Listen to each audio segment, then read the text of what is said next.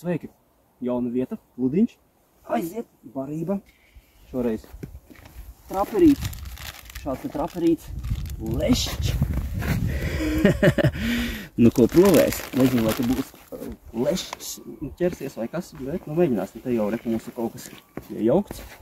Vēl notiek. Ūdenīti tūlīt sabāzīsim. Bišku klāt. Galvenais ir neaiziet pašam peldēt šeit.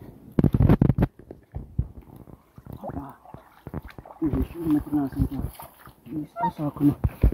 Mēģināsim pludiņa šo sezonu kaut ko beidzot noķert. Citādi iepriekšējā reizē aizgāju. Galvenais nesagatavojies un īstenībā ar neko ar nenoķēru. Pat nevienu copu nesanāca man. Nu, tas ir jau gatavs. Līp. Līp labi. Es domāju, būs labs. Te mazliet ļoti lēna straumīti ir. Lai viņš pavisam man neaiznes. Tad būs arī ļoti labi. Tā, nu ko, taisim bumbas. Nezinu, kur te tās zivs dzīvo īsti. Es domāju, ka es mēģināšu kaut kādā attālumā arī ķert. Ielaidīsim iekšā. Oprešvā. Lai jau vēr. Ļoti labi. Viss. Eini. Tā. Pirmais montāžs ir baltie kārtiņi. Un provēsim trāpīt tajā vietā, kur iemetām barību. Redzēs, kas ir. Oi. Neveiksmīgi. Es ķērās aiz roktura. Bišķi aukli. Tā, stūdz mēs kārtosim.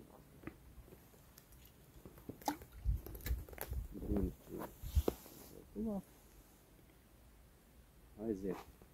Nu, gaidīšanas svētki, var teikt. Nebija jau tik ātri, varbūt zivs pienāks uz barību. Bet nu, mēģināsim šeit vismaz no strauma, te nenes pludiņu visu laiku prom no iebarotās vietas. Un bišķi liekas lielāka cerība pie kādas zivtiņas. Un mēs redzēsim procesā. Vienīgi, kas man šeit pietrūkst, vēl neesmu ielicis nevienu Vai man likās vai nekā. Bet neesmu ielicis nevienu ietiņu uz to makšķeri piebalstīt, ja gadījumā. Savu ilgāku laiku nenotiek.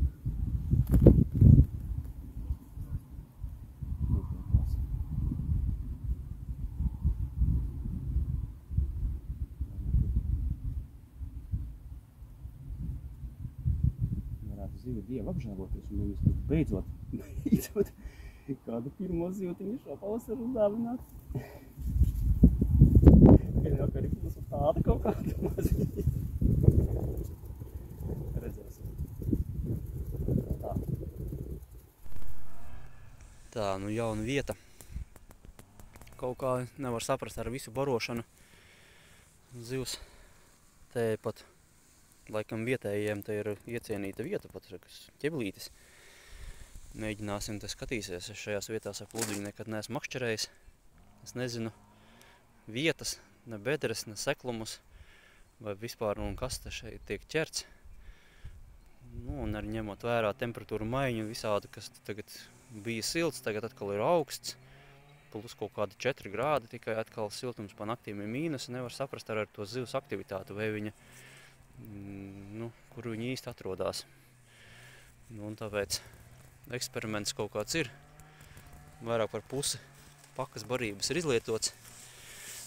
Bet nekādas dišas aktivitātes nekur nemanu. Copītas nav. Mēģināts mest tuvāk, mest tālāk. Iebarots ir tāds, varbūt grūtāk ir redzēt to pludiņu, kur jo viņš te mums skatās pēc makšķeres gala. Kaut kur jo viņš ir te ūdeni, kur ir. Jā, to ap pludiņu ir kaut kāda plus mīnus metra. Nu, varbūt metrs gluži mazāk, tādā aplītīgi ovālā. Es mēģināju samest barību. lai nebūtu tā, ka pludiņš nedaudz nokustās, vai varbūt var redzēt pat neliela straumīte, tomēr vējš arī pūš bišķi prom pludiņu, lai nav tā, ka aiznes no barības vietas. Bet ar visu to, neizskatās, ka kādam būtu interese ķeru uz balto tārvu, bet, nezinu. Grūti man pastīt, vai es pavisam kaut ko ļoti nepareizi daru, vai varbūt ir jāgaida siltāki laiki. Grūti pastīt.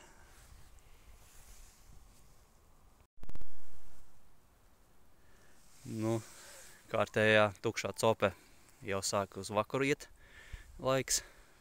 Var redzēt, arī rokas sāk salt. Izrādās ar visu barošanu man nekas neizdodas. To, ko man izdevās noskaidrot, ka man šķiet, ka te apakšā ir tāds ne īsti dūņains, bet drīzāk ar tādu zāļu paklājs, jo ieliekot pie kāda dziļuma,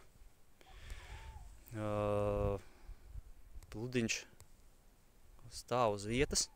Straumi var redzēt, ka mazliet lēnām iet, vējš, ka visu, ko pūš, tas iet garam pludiņam. Izvalkot ārā ir ļoti smalka tādas, tā kā matiņas zāles, tādas mazas klāt, tādas ļoti smalkas zālītes, un tas nozīmē, ka visticamāk var jau būt, ka visi tā mana barības bumbas, ko es samec iekšā, tās ir izkritušas dziļāk iekšā tajā zāļu paklājā, bet āķīt jau ar barības nevaru tur iekšā ielaist. Un varbūt, ka tās zivs, nezinu, kaut kā, vai viņi tiešām zem tā paklāja tur, diez vai viņi tur apakšā iet, varbūt, ka viņi, katrā ziņā man neizdodās. Un būs laikam jāmet miers, rokas sāk salt, sāk vēss palikt. Neko darīt. Tā arī uztveramo tīklu, bet zivju uzglabājamo tīklu tā arī neizlietoju. Nav ko viņā likt. Barība ir gandrīz viss izlietota. Paldies ūdens tilpnei un līdz nākamajai reizē jādodās. Varbūt citās vietās, varbūt jāgaida siltāks laiks, es nezinu. Varbūt, ja jums ir ko sakāms man kādi padomi, kā tādam jaunam iesācējam makšķerētājam, tad labprāt tos varētu lasīt arī komentāros. Būtu interesanti. Un tad jau līdz kādai citai reizei. Veiksmīgi visiem un nesakas!